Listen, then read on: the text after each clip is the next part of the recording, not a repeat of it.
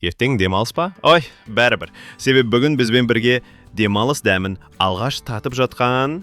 Балық бала. Иә, бұл Луко. Суда өмір сүреді, бірақ құрлықта балмұздақ жеп үйреніп жүрген теңіздегі нағыз ауылбай. Сондықтан экранға тесіле қара. Себебі Луко бізге өткен теңіздік сюрприз. Досым, абрикосым. Бұл видео ұнаса лайк бас. Ұнамаған күнімізде тіркел. Біздің арнада Луко бар, балмұздақ бар, ал сен жоқсың. Бастайық ендеше. Италия мемлекетінің Порто-Россо қаласында су астындағы құбыжықтар жайлы әңгіме айтып жатыр. Олар сол құбыжықтарды ұстап алғысы келеді.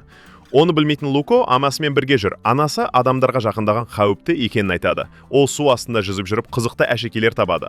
Сол кезде оның артынан аквалангист біреу жақындайды. Бірақ ол адам емес, Альберто есімді өзі сияқты досы екен. Ол су астындағы заттарды жинап, көрші аралға жүзіп кетеді. Лукоға қызықты бұл іс оның артынан жүзіп кетеді. Ол құрлыққа шығып, адамға айналып кеткен. Ол Луконы тақтып шығарып алады. Ол да адамға айналады. Луко қалай адам болып кеттім деп шошып қайта суға оралады. Келесі күні қайта жағалау жаққа келіп тұрады. Сол кезде артынан Альберт келіп, қорықпа жүр дейді. Өмірі құрлыққа шықпаған Луко аяғына тұра алмай тәй-тәй басып жүреді. Альберто әкесі саяхатта, талай уақыт өзіміз қалдық деп айтады. Луко суктердің суретіне қарап қызығады. Қаражаттың жоқтығынан екеуі қолда бардан бірнеше сағатта скутер жасап шығарады. Луко тұрып, құрлықта көп жүріп қойдым, үйге кеттім деп кетіп қалады. Үйінде анасы қайда болғанын сұрайды. Сонда әжесі мен оны бір жерге жұмсаған едім деп баланы қорғап қалады. Келесі күні балалар скутерлерін жоғарыдан сырғытып тест-драйв жасайды. Бірақ шашылып қалады. Ендігі кезек жақсы скутер жасау үшін уақытты көп бөлуді ойластырады. Екінші скутері дайын, бірақ тағы суға шашылып түседі. Су астынан анасы Луконы құрлыққа шығып жүргенін біліп қояды. Солай Луконы ағасына жібереді. Ағасы ұрсады. Мән жайды Луко досына айтқан кезде олар Порто-Россоға қашамыз дейді. Олар қайыққа тығылып құрлыққа шығады. Луко ұсталған балықты көріп қорқады. Жүре келе олар скутерді көріп қояды. Бірақ алдарынан доп шығып, балалар допты теуіп жіберінді дейді. Ол допты бір теуіп скутерге тигізеді. Скутер иесі жынданып фонтанға тұмшықтырғысы келеді. Соңғы сәтте Жулия есімді қыз келіп, құтқарып қалып, велосипедмен оларды алып кетеді. Жол бойында олар скутерді қалай алсақ болады деп сұрайды. Скутерді жарыста жеңіске жетіп, соның ақшасына сатып алды дейді. Луко бәріміз бірігейік деп команда құрады. Жулия қай жарысқа кім барады шешейік дейді. Олдар біз жүзе алмаймыз деп қашқақтайды. Луко велосипедпен, ал Альберто тамақ жеп жарысатын болады. Жулия балаларды үйге алып келеді. Қыздың әкесі құбыжықтарды өлтіретінін айтқанда Луко аузындағы суды Альбертоға шашып жібереді. Бірақ оны ешкім көрмей қалады. Бірақ мысықтан масқасы. Қыз әкесінен ақша сұрайды. Бірақ балық аз болғандықтан ақша жоқ дейді. Олдар біз көмектесейік деп өздерін ұсынады. Келесі күні қайықпен балыққа шығады. Альберто көп балық бар жерді айтып, сол жерден көп балық аулайды. Келесі күні жарысқа жазылуға келгенде, Эрколь достармен келіп ақшаларын тартып алады. Альберто төбелесейін деп тұрғанда, Жулия өз күшіңді жарысты дәлелде дегенде, бұзақылар ақшаларын қайтарады. Содан үшеуі жаттыға бастайды. Эрколе қайығымен су шашып, Альбертоға тиіп дедеді. Оны Луко жасырам деп талдырып қояды. Эрколе оның құйрығын көріп қойған тәрізді. Атанасы құрлыққа шығып балаларды іздеуде. Оны Луко көріп қойып, Альбертоға айтарды. Альберто кетіп қалады. Жулия Лукоға астрономияға қызығамын деп телескопты және бөлмесіне апарып кітаптарды көрсетеді. Ол көп білгісі келіп қызығады.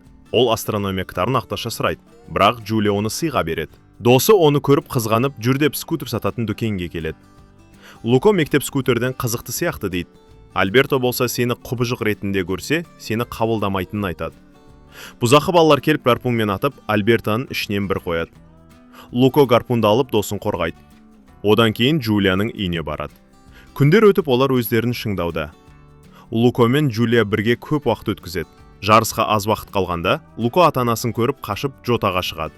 Жулия мектепке баратын пойызды көрсетеді. Бірақ Альберто оларды бөліп велосипедке Луконы мінгізіп, екеуі төмен зырғи кетеді. Олар ұшып барып суға түседі.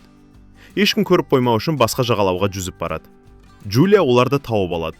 Луко Жулиядан мектепке бірге баруды сұрайды. Альберто ашуға салынып суға секіріп жүзін көрсетеді. Үйлеріне келіп, Луко Альбертоны ойлап тынымсызданып кетеді. Оған Жулия су шашып жібереді. Луко содан Альбертоға қашып келеді. Досы көп уақыт бойы әкесін күтуде екен. Луко жалғыз досына скутері алып берем деп жарысқа кетеді. Ол аквалакты киіп суға түседі. Әйнегі қысымнан сынып, ішіне су кіреді. Жағалауға шықты. Ол түрін көрсетпей үлгереді. Келесі түр лапша жеу. Джулия да көмекке келіп лапша жеп. Велике отырып кетеді. Лука да артынан еске Велике отырып бәрін озып келуде. Сол сәтте жаңбыр жауып кетеді. Лука шатырасына тығылып қалды. Альберто қол шатыр алып көмекке келе жатыр екен. Оны көрген бұзақы теуіп жіберіп құлатады. Альберто құбыжыққа айналып кетеді. Оны сеткамен бәрі ұстай бастайды. Лука досына асыға кетті. Ол да айналды. Бірақ досын алып үлгеріп қаша кетті. Джулия бұзақылардың жолын бөгеп құлайды. Бірақ екі бала қашпай Джулияға жетіп келеді. Әкесі олардың Лука мен Альберто екенін біліп, жеңімпаз деп құттықтайды. Суди да солай шешеді. Эрколе құбыжықтар бұлар деп гарпунды көздейді. Балалардың қасынан көрген дәу Масимадан кейін бәрі қой жаңбыр болып кетті дейді. Отқан ақша көп емес кен енді. Сонда бушни скутер алып қалада кәсеніп жүреді. Енді құбыжықтармен адамдар бірге өмір сүруде. Джулия каникул бітті, мектепке кеттім дейді. Досы скутерді сатып, Лукаға билет алып беріпті. Лука Альбертоға жүр бізбен дейді. Бірақ ол Масимамен бірге балық аулайтынын айтады. Солай Лука қызмен бірге кетеді. Міне, Луканың хикаясы аяқталды. Бірақ біздің каналдағы қызық енді басталады. Сондықтан тіркел, пікір қалдыр. Және досыңа жібер. Бірге күлейік.